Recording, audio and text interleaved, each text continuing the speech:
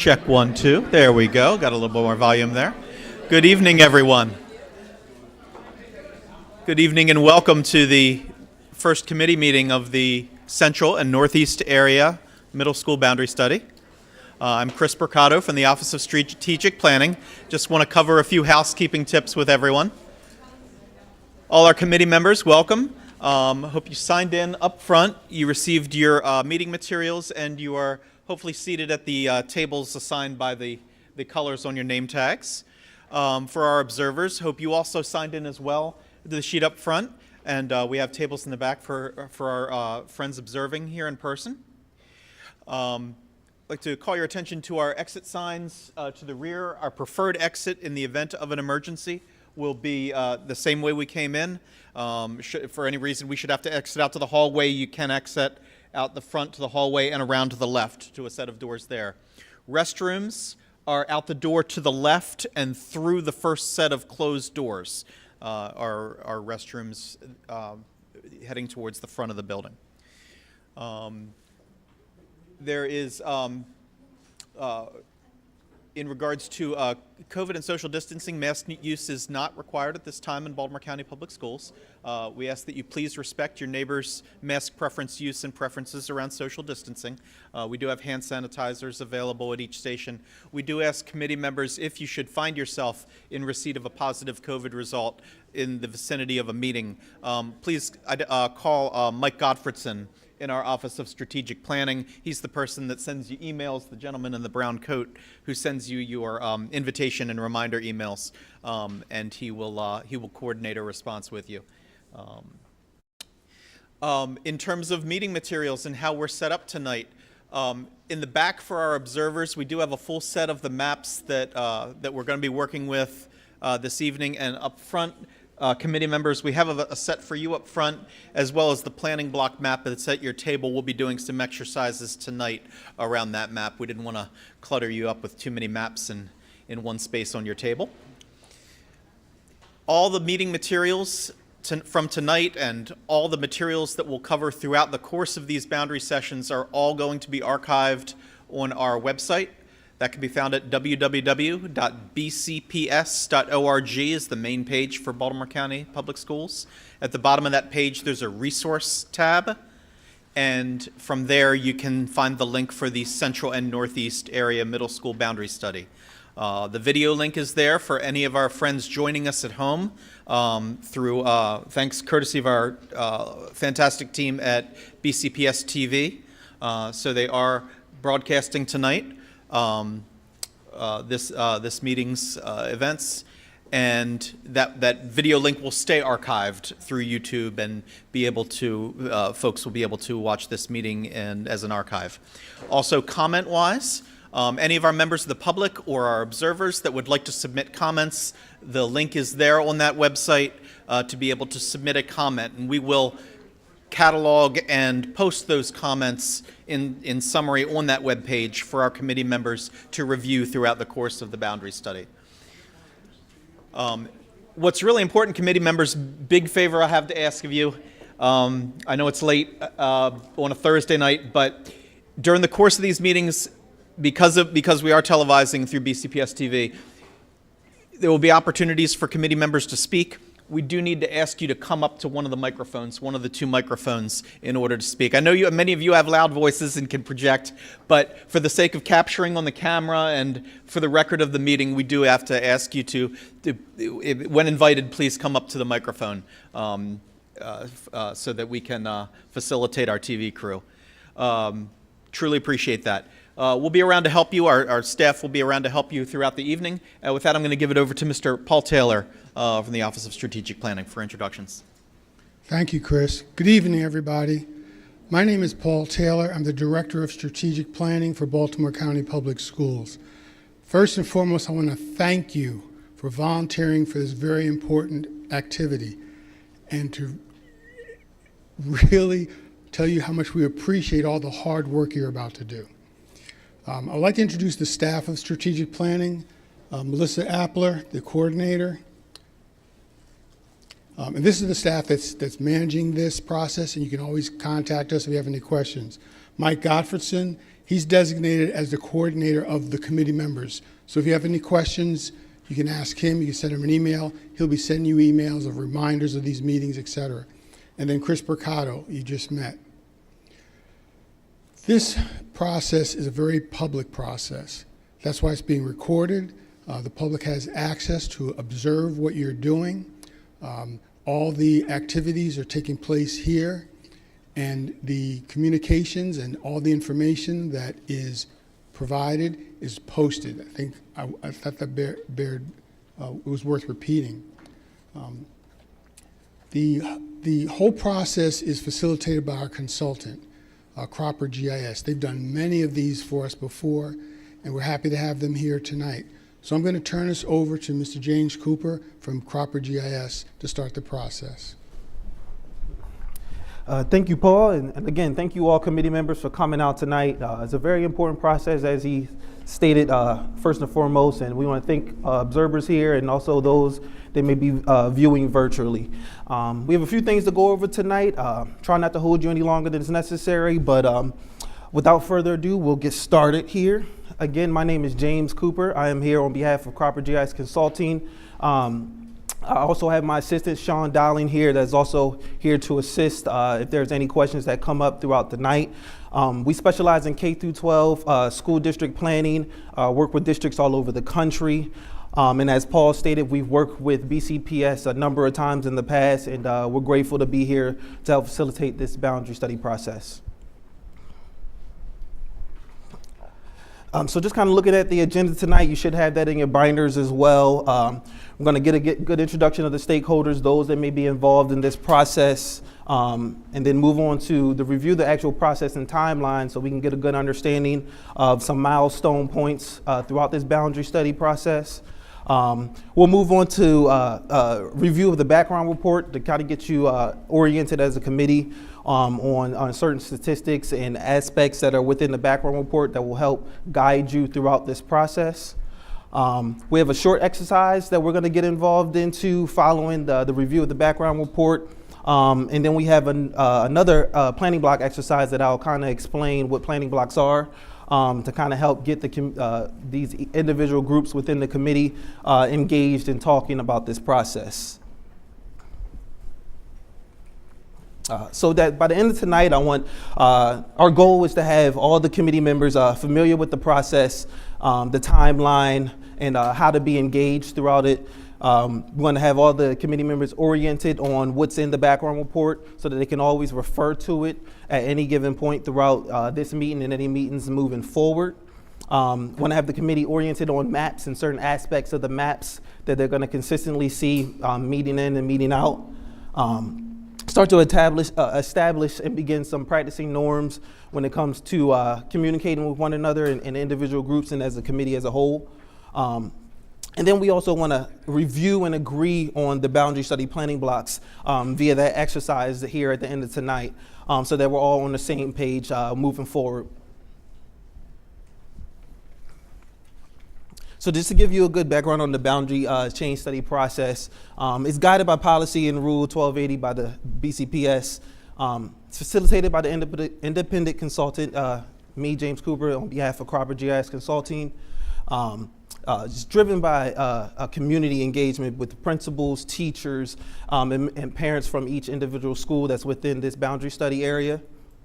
We always want to take an objective examination of data in order to collaborate and deliberate and engage with the greater community so that in the end goal is to recommend an option to the Board of Education for approval.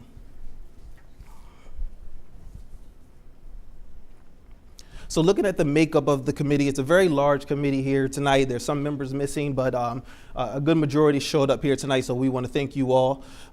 There's 10 principals. Principals are non-voting, but they are able to participate in all the discussions when it comes to building options and reviewing data throughout this process. There's teachers and staffs from all the schools that are represented within this boundary study. 2 parents from each school zone that are participating in this committee that are locally to one of the schools that are within the boundary study area. And then we have 2 area educational advisory council representatives here with us as well. So it's very important that that we're all available to attend all the meetings. We have 7 meetings scheduled here from January to March. They typically occur every 2 weeks here. We'll not go over the timeline. We'll kind of get a very good, concise outline on where to be and when. All meetings are, as Paul stated, are recorded for the public and can be observed. Any data that the committee receives here tonight is also available publicly. So we're a very open book process when it comes to doing boundary change studies.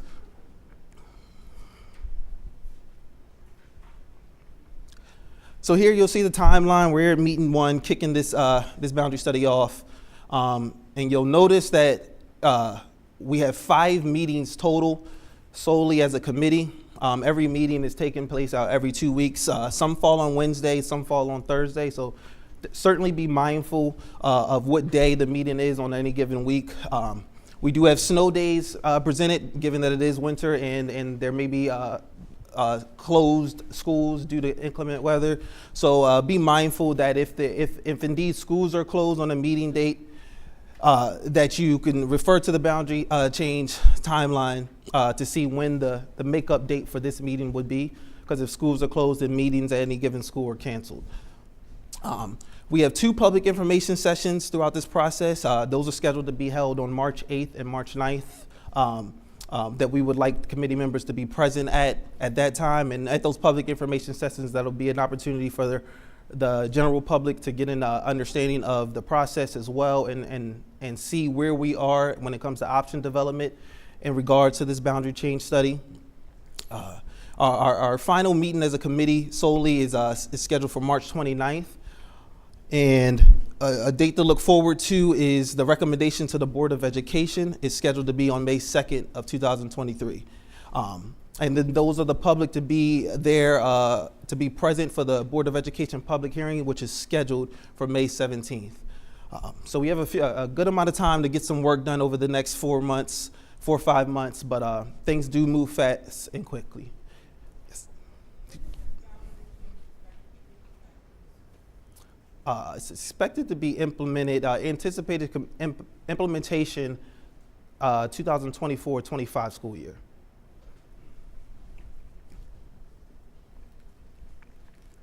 So just want to assure equity and accessibility with all the materials. Everything can be translated upon request. As stated before, all committee meetings are recorded and they're also posted via YouTube. So you as a committee can also go back and rewatch a meeting in case there was information that wasn't conveyed clearly.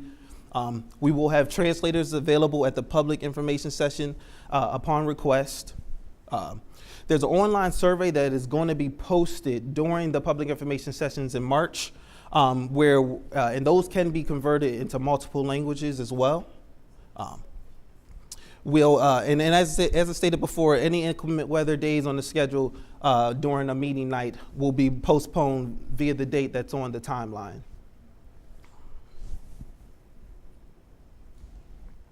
So another way to stay informed, as Chris outlined, you can go to bcps.org.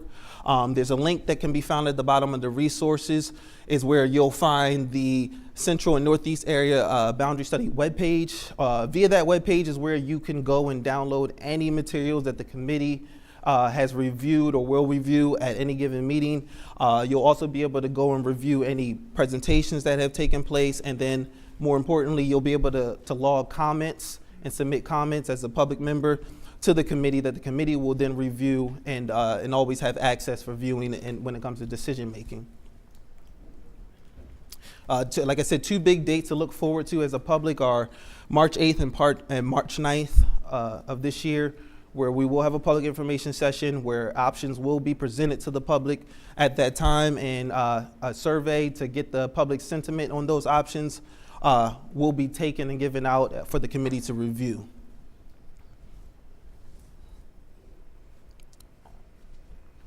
So about the central and northeast area, why we're here, BCPS is in the midst of a $1.6 billion Schools of the Future capital plan to add capacity to support increasing enrollment and to improve facilities within this study area. In particular, this boundary study consists of 2 middle school projects in the central and northeast region. In the spring is when the superintendent initiated the boundary change study for the 10 schools within this area. So these are some of the factors that are driving the need to host this boundary study committee in this process.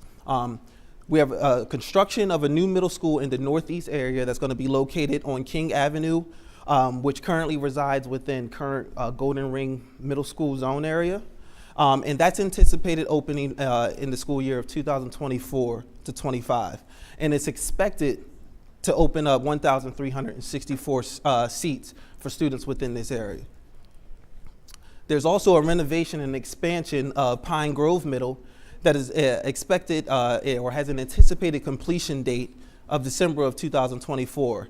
And that renovation and expansion is expected to increase capacity at Pine Grove from 1,197 up to 1,283. So it's adding roughly 90 or so seats to that general area. We're also looking at providing capacity relief at central and northeast area schools. There are some schools within this study area that are at or over capacity or anticipated to go over capacity in the near future.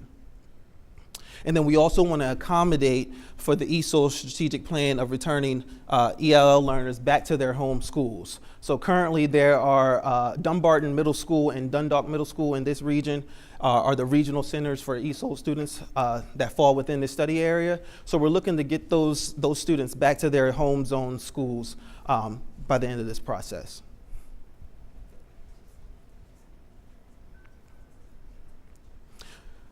So again, it's an anticipated implementation is fall of 2024 and fall of 2025. We have the 2 project schools, the New Northeast Middle School, and then we also have the Pine Grove Middle School expansion.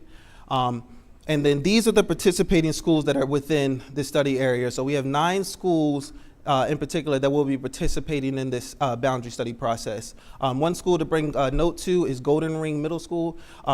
At the completion of this boundary study process, Golden Ring Middle School will no longer be hosting middle school students. And we have a new middle school that's also going to be being built in this area when it comes to the project schools. But we have a fair amount of middle schools, a large study area that we're covering here. So there's a lot of work to be done to evaluate in order to move forward with this process. Just a note on some of the data that we use for the entirety of this boundary study process, we will be working with the September 30th, 2022 official BCPS district student enrollment data. It's always considered best practice to go with the previous year, fall year student data, as it's typically the most accurate when it comes to evaluating processes and conducting redistricting and realignments for school districts. So just always be mindful that that data may not reflect exactly what the enrollment at a particular school may be at a particular time, but it's typically, and best practice is the most reliable data to work with when it comes to building redistricting plans for school districts.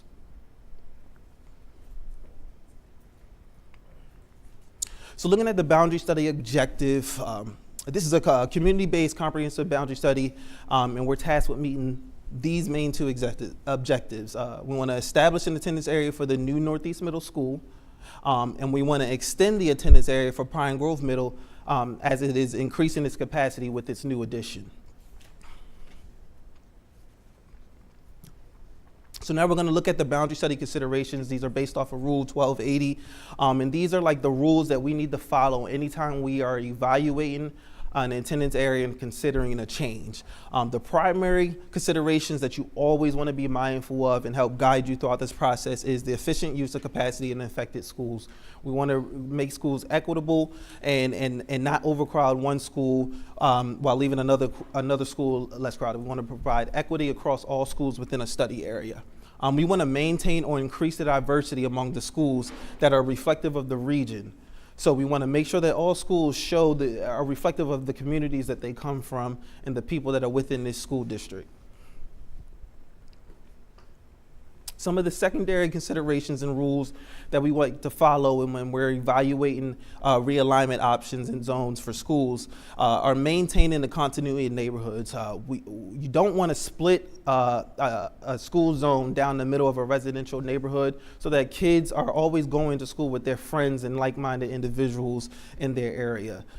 You want to always be mindful of the impact of transportation and pedestrian patterns on students. So try to preserve any students that are living in walk zones, keep them in their current walk zone so that they're not forced to another school where they now have to travel or drive to or catch a bus to. You want to be mindful of major highways and roads so that kids aren't being put in precarious situations where they have to cross busy roads to get to a particular school. We want to minimize the number of times any individual students are reassigned. We haven't had a boundary change study in this area at the middle school level recently, but I know there was an elementary school boundary change study in the Northeast within the last 3 to 4 years. So we want to be mindful of any student or family that may have been impacted in a previous boundary change to try to minimize how many times that student or that family may have to move to another school. We want to be cognizant of the long-term enrollment and the trends, understanding whether the trends at each school showing. Are they increasing enrollment over the next 5 to 10 years? Are they going down? You want to be mindful of any developments that are going on in the area so that we can make sure that if new developments pop up within a school zone, that school can accommodate new families moving to the area. You want to be cognizant of the location of feeder school boundaries and continuity of feeder patterns. This is the migration of students from elementary to middle and middle to high school. So in a perfect world, we would want 100% of students at an elementary school to feed into one middle school. There are situations where students are from a particular elementary school have to go to 2 middle schools. In those situations, you want to make it an equitable split, 50-50 if at all possible. This ensures that kids are migrating to the next grade level with some familiar faces and some friends, and helps to create a better environment and learning environment for our students in this community. Some additional considerations, as I explained, using geographic features such as railroads, creeks, and major highways. Those are good natural boundaries when it comes to evaluating school zones. And then we also want to support the ESOL strategic plan of returning students from the ESOL centers regionally, currently at Dumbarton Middle School and Dundalk for this region, back to their home schools. While speaking about ESOL, this table highlights where those ESOL students are attending and what zone that they currently live in. So you see here that Dumbarton is hosting 216 ESOL students currently. A fair number of those students are coming from zones outside of Dumbarton Middle School. So when we're evaluating these boundary options and evaluating particular realignment changes, we want to be cognizant that these students will also be returning back to that school so that we're not overcrowding a particular school and not having enough seats open for these students. You'll see here that Dundalk also is a regional center, and there are 3 schools that fall within the study area that Dundalk currently hosts via their ESOL program. So we want to be cognizant that there are 99 students that are that are currently attending outside the study area that will be back into their home schools at the end of this process.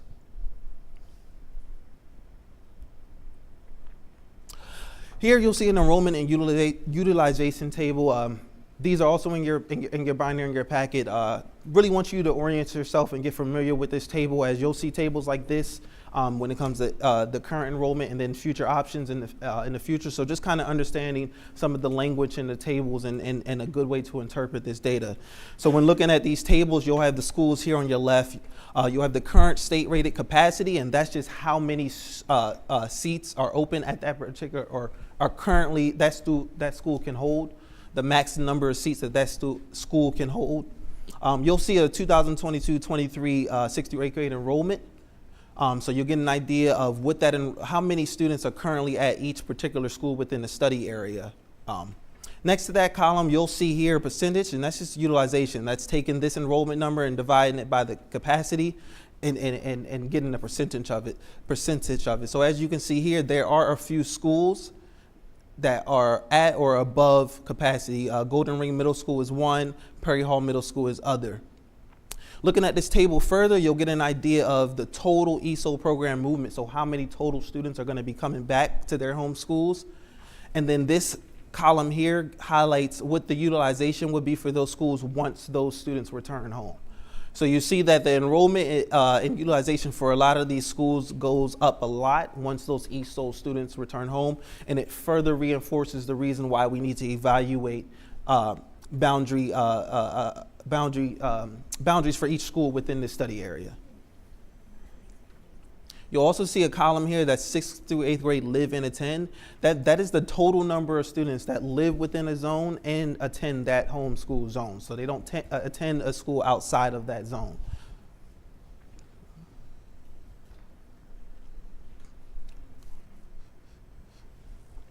So just getting to the background report, we're going to go over a few appendices and some important pages that you should be mindful of as a committee. The background report is meant to expand the knowledge of each committee member. It really helps orient and helps share a consistent and same message for all committee members and public engagement and beyond. So you really want to be oriented on the background report, the boundary study considerations, some of the base data that helps influence some of the decision making moving forward. The page one, again, outlines the boundary study considerations, the primary and secondary. Those are the rules to follow anytime you evaluate a boundary area. There's a study timeline. Again, this is something to refer to anytime you want to be look forward and see some of the milestone dates that we have moving forward. We have a supplement of data, which is Appendix A, starts on page 8. There you'll see some of the enrollment statistics, some of the ESOL numbers to kind of get a good idea of where students are attending, what their current enrollment at each given school is, how many seats over or under capacity it may be. And then there's the maps on page 13. Those highlight the live and attend and total planning block numbers for each individual school within the study area. I'll go over planning blocks here soon to give you a little bit more insight on what those may entail. So just looking when you're looking at the maps for each individual school within the boundary study, within the background report, and then also the maps that are moving forward when we start evaluating options, you're going to see some common mapping conventions. You're always going to see a legend that highlights what each individual point may be, elementary, middle, or high school, and then you'll also see a symboled layer for what each color corresponds to what school it may be. So if you see a blue background under a general area, you can look at the legend and correspond that with Cockeysville Middle School. You'll always have a scale bar to kind of give you a pretty accurate distance between certain features within a particular map, and then also a north arrow to kind of orient you on which direction you're facing when you're looking at a map. So again, page 13 to 24, the background report, that's Appendix B. That's where you'll see each of the individual maps for each school within the study area, and it gives you live and attend information on enrollment for that school. And then you'll also see planning blocks. These are the dotted white lines that you see here. They almost look like little puzzle pieces when you're looking at the map. And that's pretty much what they are. They're the building blocks throughout this process. They help orient us on how many students are within a particular area. So when you see these planning blocks, you will look at the background color to kind of understand, okay, these planning blocks here in this area are purple. That correlates to Lock Raven Academy. And then you'll look at the numbers. So each planning block has a label, a purple label that you'll see, and it says PB. PB is just an abbreviation for planning block. You'll see a unique ID, which is a number that's right next to that PB, and that's just a unique identifier for each planning block. So if you have a question or a concern or a suggestion for a particular area, it's good to just orient that using the planning block ID so that everybody can get a good understanding of what area you're talking about potentially changing or what area you may have a question about. Underneath that PB and a number, so looking here, you'll see PB 409. And then you'll see a 77. That 77 number is the total number of 6th through 8th grade students that live and attend in that zone. And also, it includes the sum of any ESOL students that are currently attending Dumbarton Middle School or Dundalk Middle School that live within that planning block. So when you see here, you'll see planning block 40977. That means that there are 77 6th through 8th graders that live within this planning block area. And this helps us stay consistent on making sure that we're not overcrowding a particular school, because the ESOL numbers are included in these planning block numbers. So there's no extra calculations that need to be done. And then it also helps you know that, okay, well, if we move this planning block from this school to that school, it's going to send 77 students from this school and it's going to put them in that school. So it really gives you a good idea of what a potential boundary change, what that impact number might be.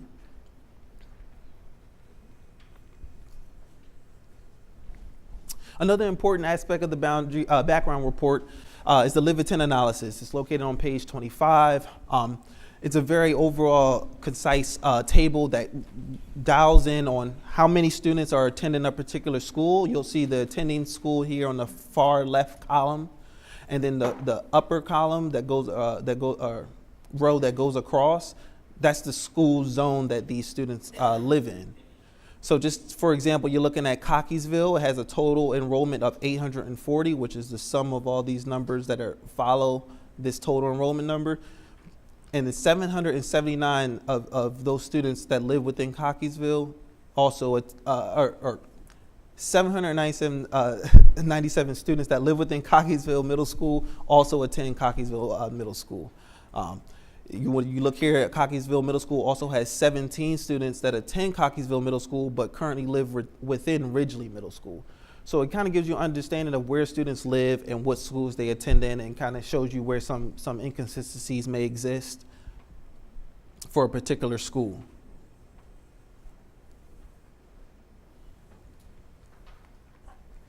So now I'm just going to go over some, oh yes. Yes. Does that live in, live out? Does that include the ESOL students? Or? Yeah. Okay. This live in the 10 table right here? I'm sorry. These numbers are ESOL students as well as. Yes, they're included in it. So yeah, yes. I want to make sure that we capture your question as he answers it. Oh, okay. Could you, I just was asking if those numbers include the ESOL students. you asked if the Yeah. numbers included the ESOL students? ESOL students, All right. yes. If anybody has a question, if you could please come up to the mic, otherwise the recording won't capture it. Yes. And we have one other one. So in all these numbers, a lot of these middle schools have magnet programs. Did we take into consideration leaving enough space at each school for their respective magnet programs? Because if we overcrowd a magnet program, the school loses their magnet program if they can't take countywide placements anymore. So we want to make sure that we don't take a school, put a whole bunch of zone kids into that school. Mm-hmm. We've already had like 3 elementary schools that lost their magnet programs because the zone kids overpowered. There was no more room for magnet students, so they lost their funding and their program. Have we taken that into consideration for the schools with magnet programs? Yes, ma'am. Yes, we have. So when it comes to evaluating these boundary change and realignment options, we always preserve the live out attend in. So that's why when we're considering moving a particular planning block, we're only considering affecting students that live within that planning block and attend their home school. So if there's a student that lives within that planning block but attends another school, for instance, for a magnet program or maybe a parent-teacher type of thing going on, that student is still preserved. And when we roll up the estimated enrollment, it always rolls back in those live-out attendant students. So they're always preserved to make sure that the space is reserved for students that may live outside of a zone but attend a different school. Any other questions while I'm here? I'm sorry. The new developments that are still being planned in areas, how is that being mapped out or shown to us? Yes. So she asked about the new developments that are going on within the study area. We are gathering information within Baltimore County to get a development map going. We've worked with some previous data from the last year, but we have to have that data updated. So we will have a fresh plot map here by next meeting that shows any residential developments that are currently or upcoming within this study area, so that we can be mindful that, oh, this area is anticipating a new detached or new subdivision that's going on. So we make sure we need to preserve that for future enrollment.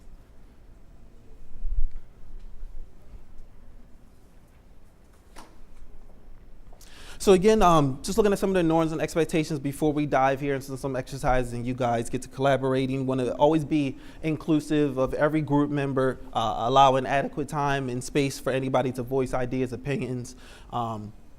Be nice to one another. You guys are all part of the community and co-workers, so that shouldn't be an issue.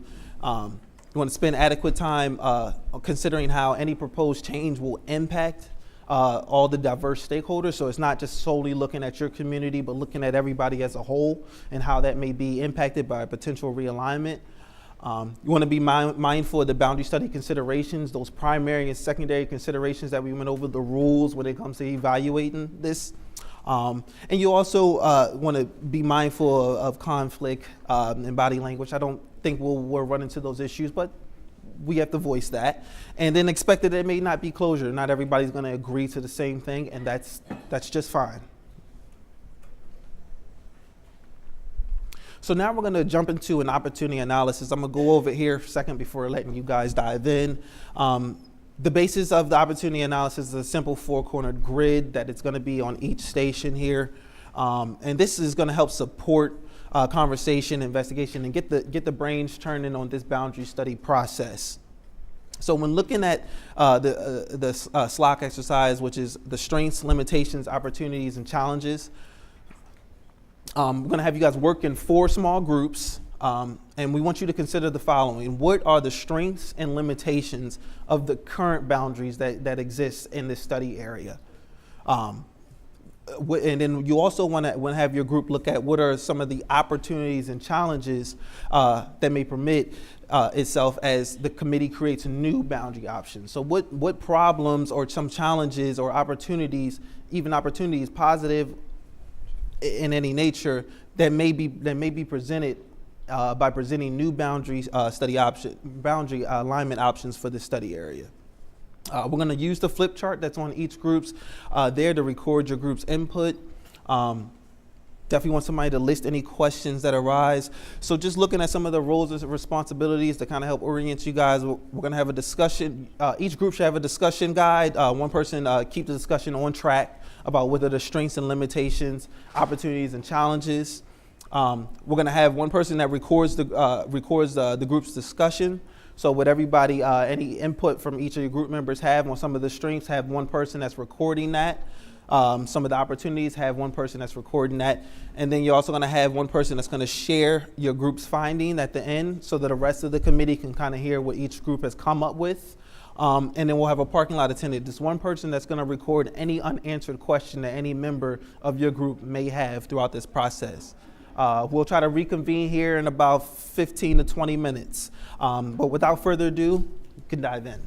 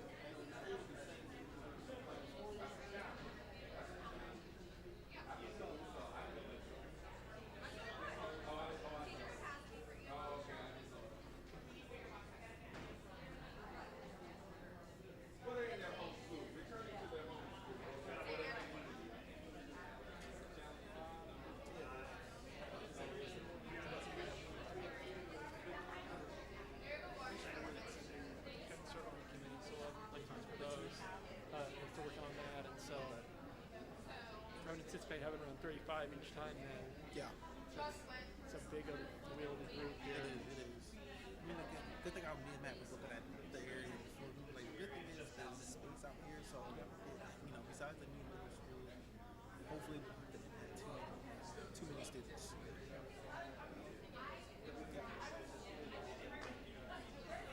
I do need to. I wasn't a. But you get any new development numbers from the county? Yeah, I should be getting those tomorrow. By tomorrow. So I'll make the development map. Yeah. Yeah, you go right on it.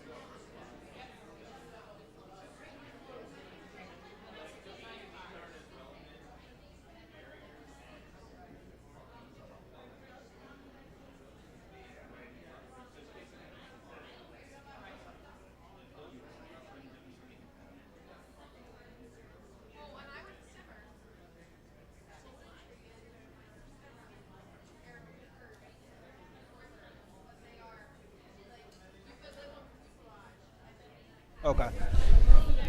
Hey, committee, we take a few extra minutes, maybe about 3 minutes. We'll wrap it up. About 3 minutes.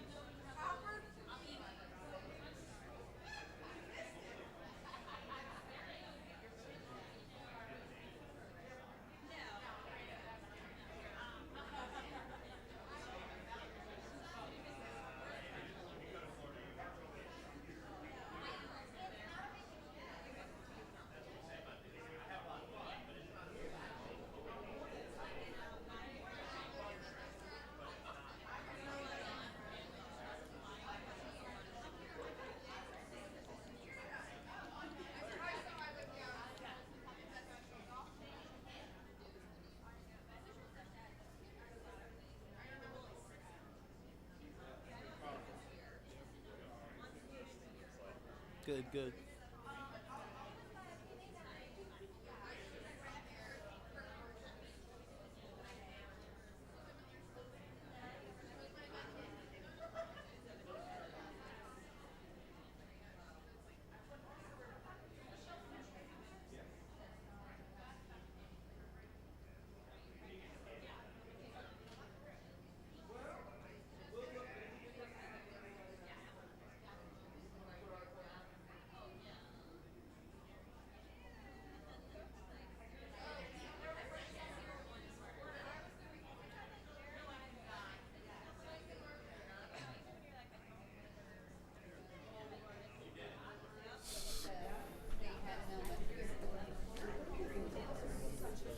Do we have a group that's volunteer to go first?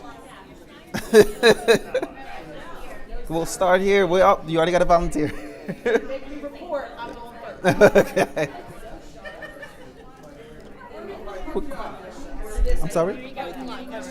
You can put them here for now, but we'll actually, if you want to put them on the map, we'll make sure that we collect them at the end. Or on the map, if you want to put them on the map there too. If you just want to stick them on like an inconspicuous spot.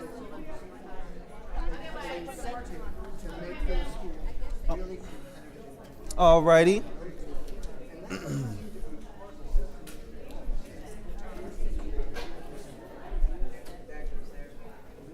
Here, I can hold it for you while you come talk on the mic. No, do I have to talk in the mic? Yes, ma'am. All right. Do you want me to use my principal technique to get them to listen? Again. All right, we're gonna have a member from Group Orange here to present their findings.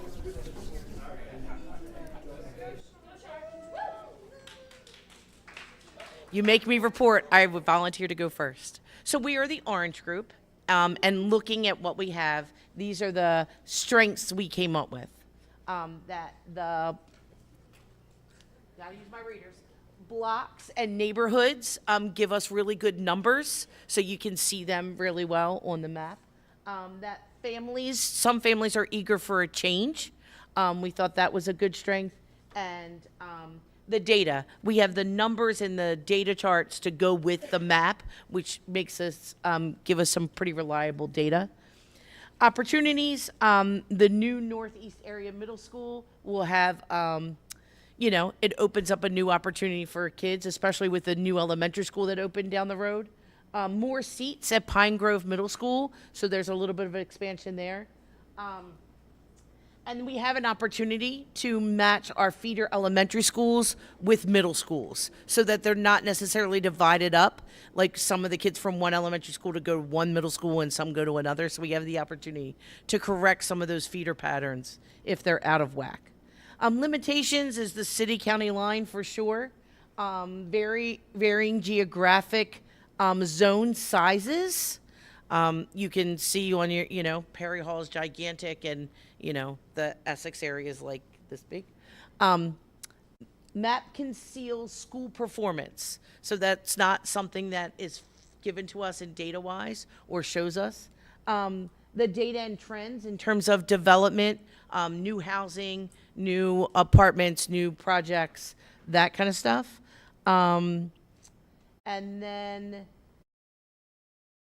elementary students may change zoned middle schools because of the changes in a few years. So other challenges was class sizes haven't been mentioned in terms of how big schools are, what the class sizes might be.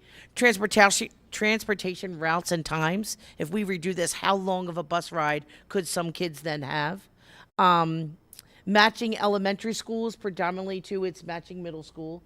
Conceals nuances of communities. For instance, I have a community where half the kids in the community go to Golden Ring Middle School, the other half go to a city school. So you don't even know that unless you are part of the community. And now if we break it up even further, some of those kids could then go to 2 different middle schools. It could be challenging. Families nervous about the change, we know that for sure. And the development of housing is not reflected on our maps. Like, you don't see the new developments that people are able to move into. And as far as I know, that's not data that's readily available to us in terms of how many new houses are being built in each zone. That's it.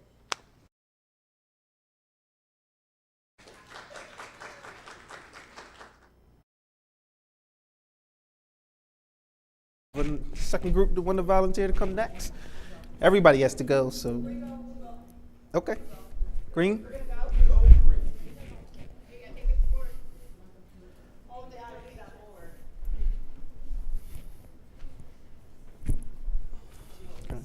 Yeah. You can stand there. You want to? All right. Absolutely. All right, so we had some strengths. We have that the familiarity, like the families are familiar with the schools. How did I do with that word? Thank you. I was like, how do you say that word? Older siblings so they have siblings that have gone through the school, and most schools are within capacity. So they have 80% of our schools are within the capacity, so that we found that was a strength. The limitations, again, familiarity. Second time I've said that word. Resistance to change. So some parents might be resistant to that change. We said the geographical spread, impact on transportation, same with this group right here, the orange group. And then 20% of our schools are over capacity. And then we said the availability of our ESOL programs. When our ESOL students do go to their home schools, are our teachers ready to teach those students? Opportunities. ESOL students attending their home school so that now they're living in the community and they're able to stay after school for those after school programs because they live there. So a limitation is they're not able to do that right now, right? Equitable attendance at all of our crowded schools, Perry Hall and Golden Ring, and then Pine Grove has room for some growth. Challenges, closing Golden Ring Middle School, meeting educational needs of our ESOL students at their home school, convincing stakeholders of the benefits of change, and then accurately predicting the population changes. Done. Well done. Absolutely. It's a wrap.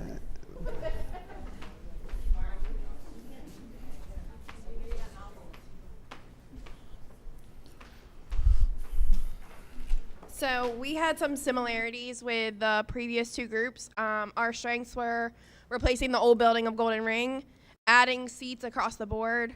We mentioned the ESOL students returning to their home schools, having those opportunities back at their home schools, reducing the overcrowding, and the opportunity to increase diversity at the schools.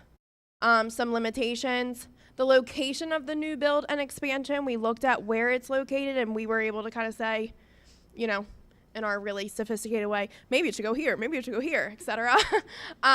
Some of the newer elementary schools just went through all of this redistricting, and that could then rock the boat for some of those families who have already been impacted by these decisions.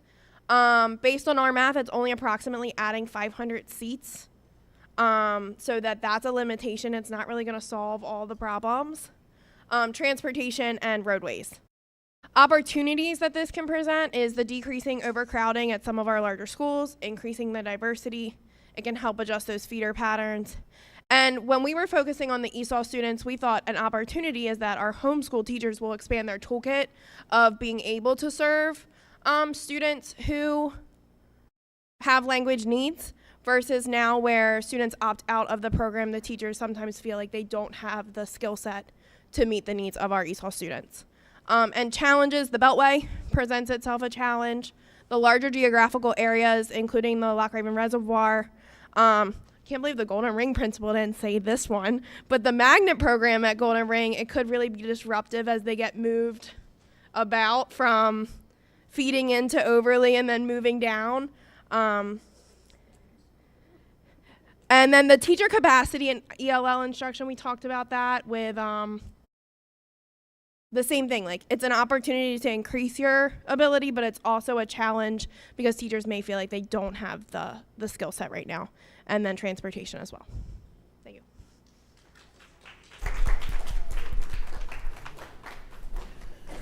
That was awesome. Now we just need from Group Blue.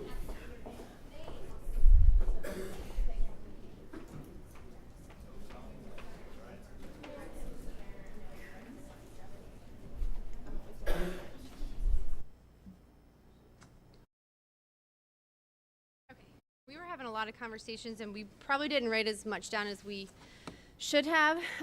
But our strengths are that Pine Grove is close to Perry Hall Middle School, so we thought that could be an easy absorption. We have a lot of relocatable classrooms or trailers that we could get absorbed in the whole process and maybe not have the need for that. Limitations, I know a lot of people said this, but we're worried about the number of teachers as it is. And then if ESOL is being absorbed into their home schools, what's going to happen? Do we have any bilingual SROs, multilingual teachers? What's going to happen to those kids and their education when they get there? Opportunities. We do have some under capacity schools, like Parkville's only at 92%, so that could easily absorb some of the surrounding schools, like Perry Hall, who's a little bit above capacity. New challenges, I know that this isn't official, but there's rumors about apartment complexes in White Marsh and was it a shopping center in Lutherville and things like that. So especially the apartment complex, what is that gonna change? And we're just afraid there's still not enough space, even with the new school, because what did you guys estimate, 500 seats, but if we have this, multi-billion-dollar apartment complex, there might be 500 kids there, so then we're back to square one. So that's our thought. Okay.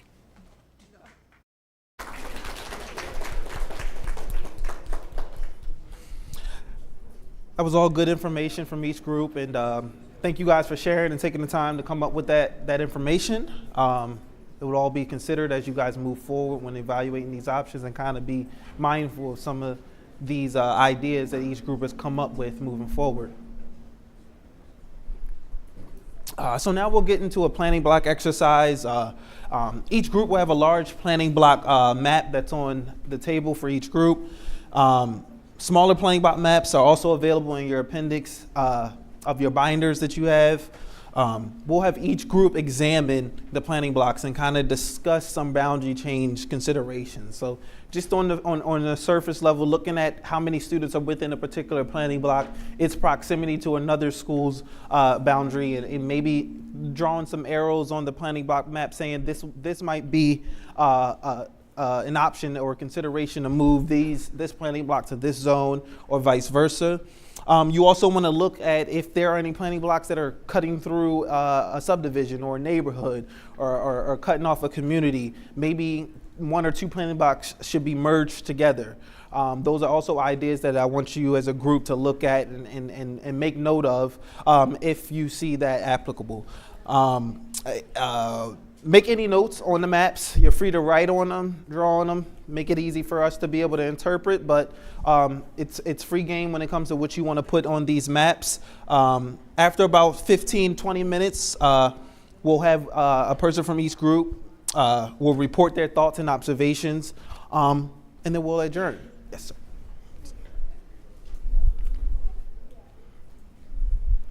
Thanks. This is going to be a really important process, and I'm glad we're doing it. But I also want to raise a very important caveat here, which is something that several of us have raised already, but I really want to make this front and center in our conversation, is we don't know whether these numbers are accurate because we don't know the development process going on. And I'm speaking from experience.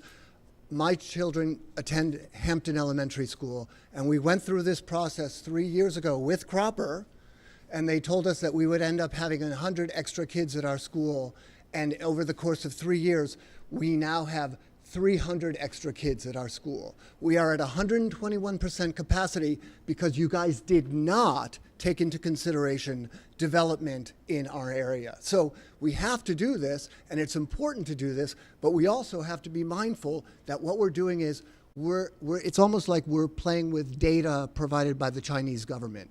They make up the data that they want to make up, and I'm not accusing you of making it up, but it's a systemic problem in the county that the county does not include development in its school population projections.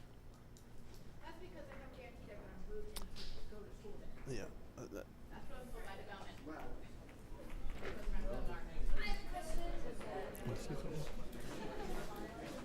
All right, my question, I was actually on that boundary study committee, so I'm glad you paid attention. It was tough. My question is, what do we do with the blocks where there's no numbers? It's not even labeled. So is that? So just in particular, this block this right one here, doesn't have a label. It's all conjoined in one. So unless it's broken off, Oh, and you'll see the I see. dotted So line. but- the label. Okay, that might be a bad example because I feel like I saw a couple others. Are there any that are? No, they all should be They all all labeled. have a block. Okay. I get it in some of the dense areas. It does look a little tight, so it does. Okay. Maybe the plot maps will be a little bit I'll better. ask you if I have a specific one then. Okay. No, there's no problem. I just wanted to clarify something with regard to development. Hold on 1 second. Can you hear me now? Okay. I wanted to clarify something with regard to development so you understand how it's incorporated. We get development information from the county, from Baltimore County Planning, and we use that information in our projections. The information for developments that would affect this will be provided to the group so you can use your own judgment as to how you want to consider the potential development in the area.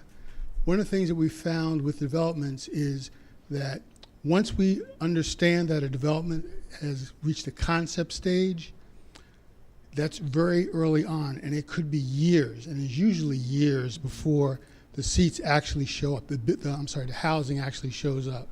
So it's a long-term prospect. So that's just something that I wanted to make sure you understood, that we'll give you the information for you to consider, and just know that very often it's many years before those seats actually show up. I'm sorry, the actually housing units show up. And I want to be clear, I'm not accusing anybody here of anything nefarious. I'm accusing the county of dropping the ball, that's all. Absolutely. Another one here. Alrighty. Yeah, so without further ado, dive into the planning block exercise. Any questions, please ask.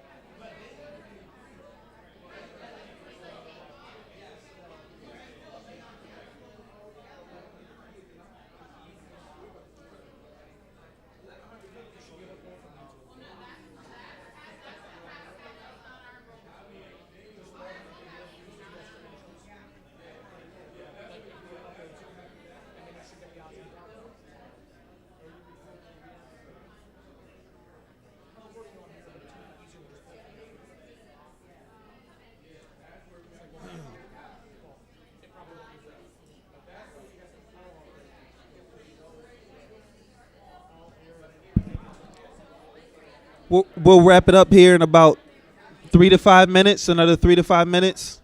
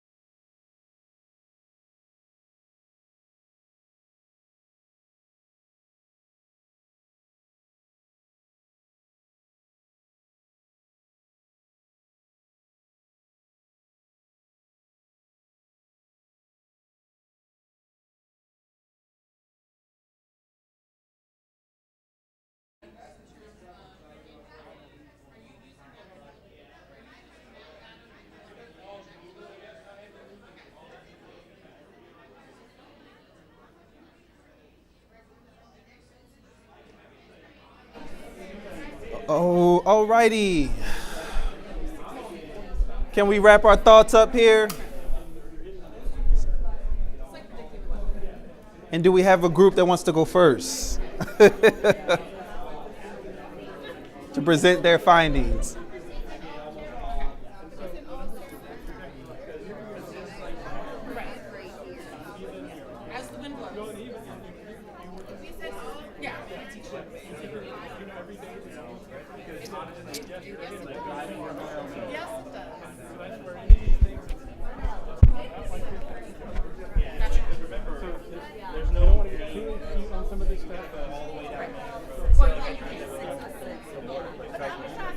No, yeah, like I don't think that. If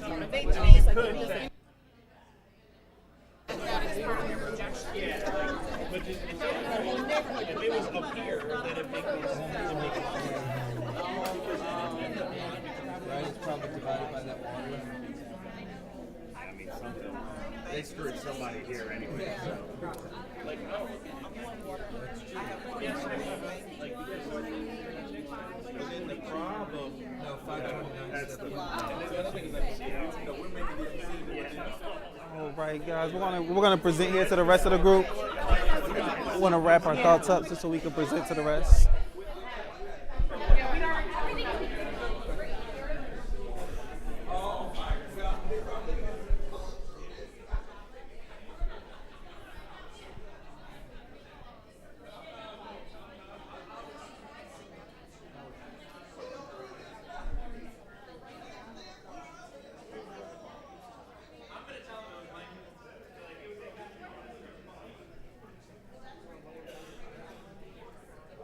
All right, we're gonna wrap it up here too.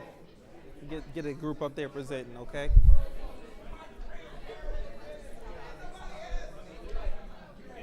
All righty, committee. Can we wrap our thoughts up here and get a group up to present it? I'm trying. I do.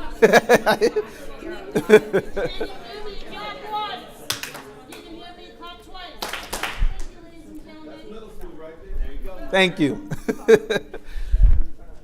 So I heard some good conversations going around between each group.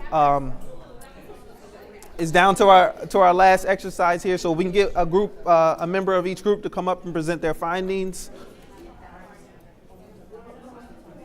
Anybody want to nominate themselves? Thank you. Let me get your. I don't really know if I'm going to say the right thing, so. Did you guys write anything? Or you want me to get your plot map for you, or I can grab it. You didn't write anything, so it's just, if you have thoughts, then you have thoughts. It's fine. Okay. Do you guys want to hand me the map, or I can just talk it out? So we talked about the Perry Hall area, and what we looked at was we were talking about planting blocks by Bel Air Road. One of the considerations and one of the things we talked about, and having been in the Perry Hall area for a long time, the police precincts don't necessarily match our school zones. So oftentimes when we're talking safety, we would be working with the Parkville precinct for some things, we would be working with the Perry Hall precinct for other things, White Marsh. So it's interesting because then we looked at Bel Air Road, and if you're looking at your map for Perry Hall, can't miss it, it's purple. And kind of look at that Bel Air Road area that's more south. You've got a lot of students that attend Kearney Elementary, who many of them go to Parkville and many of them go to Perry Hall. What we looked at was if you look at the numbers in the southwest zone, oh my gosh, I'm doing geography. If you look at numbers in the southwest zone, you kind of see that that's where we have a lot of townhomes, and it's more populated towards the bottom. Then when you get up here in our really large, more rural area, you've got really large pieces and smaller. So we talked about, is Bel Air Road a more natural dividing line? That's a major road kids are crossing that really lines up more with the police districts. So if we were to take this Bel Air Road as a dividing line, you really can't mess with things up here where it's rural, but could you do some realignment because you have these kids that are at Kearney and have more Kearney kids attending Parkville? And that way you're shifting a little bit at Perry Hall, which is over capacity. So just kind of looking at that really populated, and could you then use Gunpowder Falls, which is a natural dividing line, and if you know the area, Gunpowder Falls really kind of divides almost that more suburban area with a lot of development to a more rural area when you're heading out going towards Harford County. Would that be a natural dividing line if you broke at Bel Air Road and at Gunpowder Falls? Okay, thank you. Oh, member of Team Red.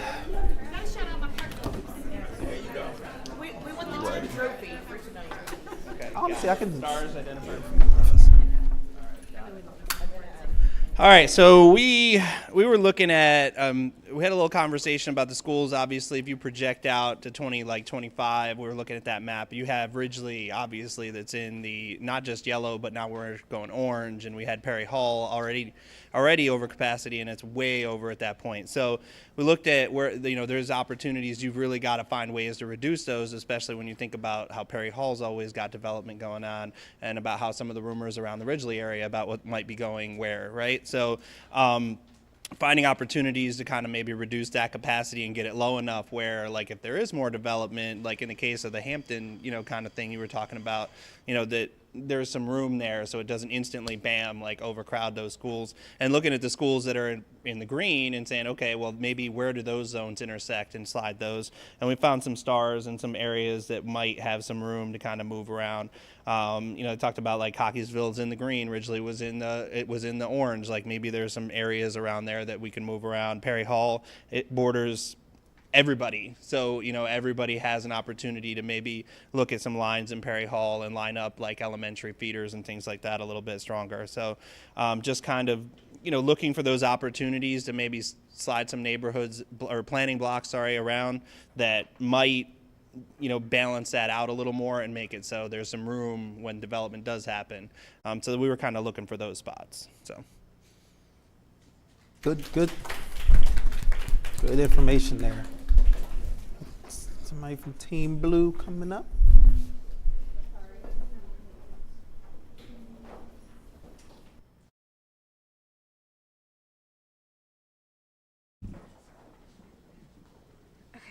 I'm going to repeat what Mandy said because we said pretty much the most identical thing. We were told that, or our group did discuss that we didn't move things around enough, like trickle the effect, but we had the same idea of Bel Air Road. We didn't go up as far as you guys thought because we didn't move around like where you guys probably were going to go to Parkville. We just kind of cut it off for literally the same exact reasons of Bel Air Road being a natural cut line. And if you work in Perry Hall, you would know that like that is a natural, it just is how it feels. These kids are far away, different districts, that kind of thing. We said the same exact thing. The only other thing that we had was different, we did talk about some of our communities, if they're in different, what did you call them? The white circle? They're in different blocks, but they will hurt you so we circled that based on our knowledge of our communities, so. But I mean, really, what the orange group said, we repeated. Okay. Yeah. It's good information. Thank you. Thank you.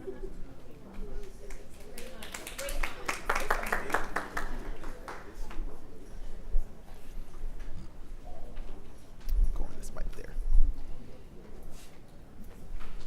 Short cell.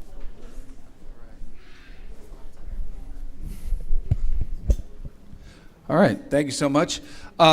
So we were kind of analyzing the map. We were looking for, I know this isn't going to happen, we were looking for some simple, easy wins, a couple planning blocks where you could just move a couple numbers and make something work in the bigger picture. What we found was every time we kind of saw a natural dividing line, like I-95 cutting off part of Golden Ring down here, maybe if that shifts up, it was always more numbers or not enough numbers or splitting a neighborhood. So we eventually kind of came to the idea that we realized it's not going to be just a simple here. It's you move one, then you got to slide another, and by the time we got to that point, it was time to present. So I have no specific recommendations for you, but we're generally just, there's a big shift that's going to happen when we get a little more time. Absolutely, that's good information.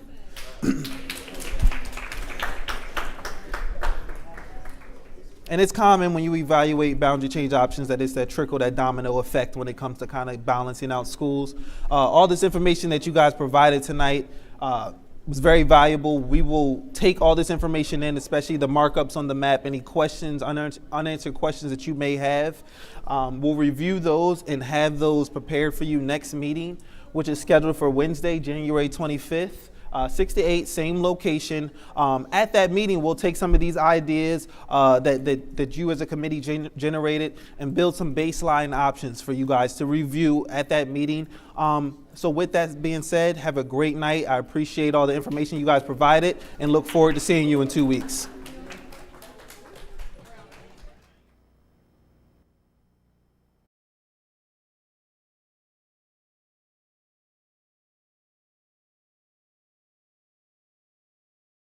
Check 1, 2. Just please make sure, everyone, if you did not sign in, please make sure you sign in on the sign-in sheets on your way out.